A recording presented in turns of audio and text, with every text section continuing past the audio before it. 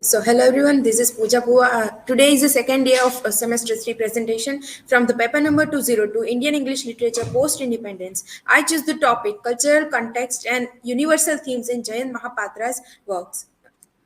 Here are my personal information. Now let's see something about the poet Jayant Mahapatra. He was born on October 22nd, 1928 and died on 27 August 2023. He was awarded with so many awards, but these two are really very important. First one is Sahitya Akademi Award from for English poetry. He got this award when he was 91 year old. He won Padma Shri in 2009, but returned it to the government as noted in the letter that he wrote to President Pranab Mukherjee. He says that mine is a small, insignificant step, but it is my personal way of showing protest to the growing asymmetry that is evident in the country. To show the support to the country, he returned his award, but also says that my act should not be considered as any kind of dishonor to the country. In his autobiography, Pahinirati, he reflects on his journey as a merit teacher of physics, not a very big personality, who embarks on a poetic journey during his tenure at BJB College in Bhubaneswar. He wrote so many works. In audio language also he was an audio poet, so these are some important works of him like the close the sky 10 by 10 swayamvara and other poems and others. Now let's see the main idea of this presentation: cultural context and universal theme. I got the three points in it: cultural identity, mythology and tradition, and other themes in his works. So let's first see the cultural identity in his works. His work reflect the complex interplay between personal identity and the broader cultural context in which individuals find themselves. It is like we when we read his poem, we can connect with it, and we can easily understand what he wants to say to the reader. For this cultural identity, I took the example of his poem Hunger, which is really very remarkable in his lifetime. The poet titles Hunger might show that the poet wants closeness and a deep connection, as this poem includes the point of child sex trade in this poem. The poem reflects also his personal thoughts and his personal life and his reflection, as it talks about having a strange relationship with his mom in real life. So what he really craves is the love he missed from his mom. He's looking for a replacement because he didn't get enough care and attention. This idea we can see in his last line of this poem. Like I heard him say, my daughter, she's just turned 15. Feel her. I'll be back soon. Yours bus leaves at 9. With this two line, we can connect so many ideas. Like your bus leaves at 9. We can see with this line that we can connect this two line also with our contemporary situation of raping involved. Like your bus leaves at 9. It is like uh, the rape in this world having increasing in large amount, but what we are doing, mostly nothing. The girl are raped, but the rapists are live freely, so he lives what happened and lives freely. He is not paining mentally, but the girl is in an above line, my daughter. It reflect that it doesn't matter what relationship the girl having with other person, but if he has a negative intention towards her, it is not really matter that what relationship she is having with them. She is just turned 15. With this line we can connect it with that it doesn't matter it is a girl, woman, or a little child. They all are same for the perspective of them. Now, Mahapatra states that the person's identity is linked to where their ancestor came from and where they were born. This second idea is apart from totally different from his other poem. In this poem, he connects this his idea with ancestor, that we have a deep connection with our ancestor, and we connect with them very perfectly. We can see that in this line, A man does not mean anything but the place. Sitting on the riverbank throwing pebbles into the muddy current, a man becomes the place. These lines reflect that the person has a very deep connection with the place, and the place reflects its identity, and that identity is also connect with his past or his ancestor. So this idea of his connecting ancestor and our real life our own identity showing in this work. Now let's see the mythology and tradition. He uses so many ideas, universal themes.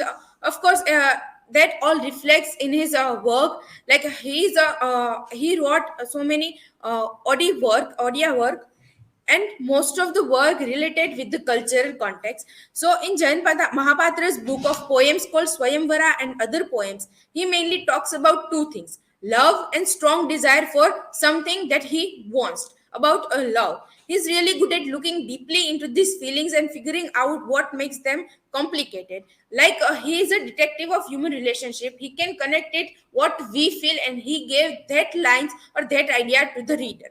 Another great example for this myth, he also wrote a short story called The Trunk of Ganesha. In that short story, he talks about a artist who is having difficulty while crafting a trunk of Ganesha. Now other themes also really important. I describe in this ppt that Jayant Mahapatra's poem talk about big problems in India, like being very poor, people treating each other unfairly because of their caste, as we seen in previous ppt about untouchability and wrinkles presentation. You with For this theme, the dawn at Puri is a good example for it. He also writes about different religion and how people practice them.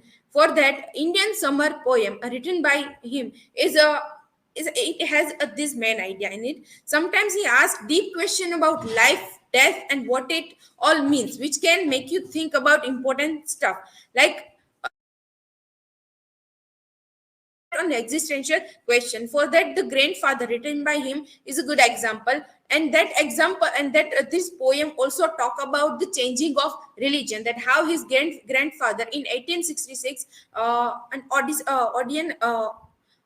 event, I guess, in 1866 the event occurs, and he have to give up his own religion, and he has to accept the Christian identity.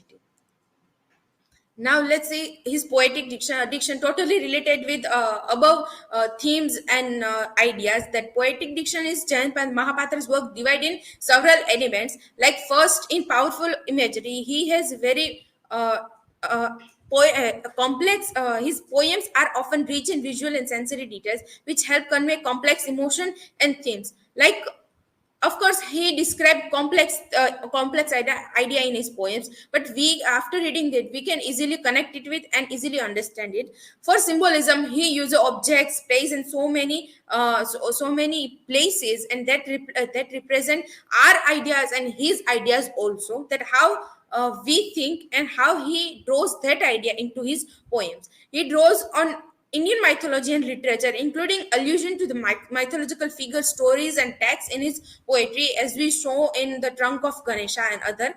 He is also known for his skillful use of language, as we also show in the poem Hunger, that how he beautifully reflect this idea, and we can connect it with our contemporary time also. He wrote so many back years this poem, but still we can relate it. So yeah, this is all for my presentation. Here are my references. Thank you for listening me. Stage is open for questions.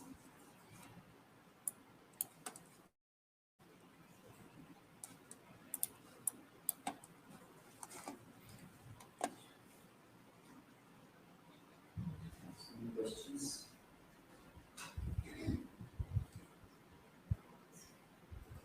What is listening? Just sitting idly, forgetting it time and again.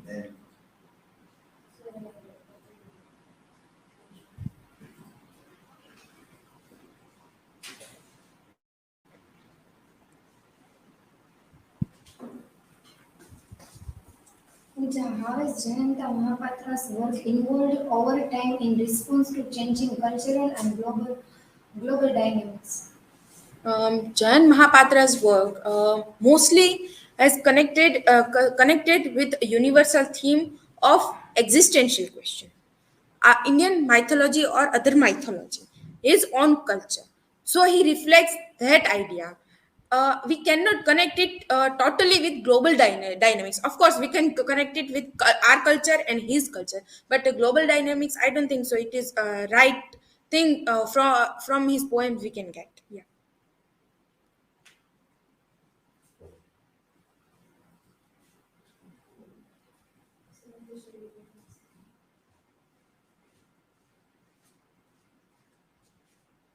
Pooja, is it possible to address the issue of sexual violence and reduce hunger through comprehensive sexual education? Sexual education is something that we are still not into it.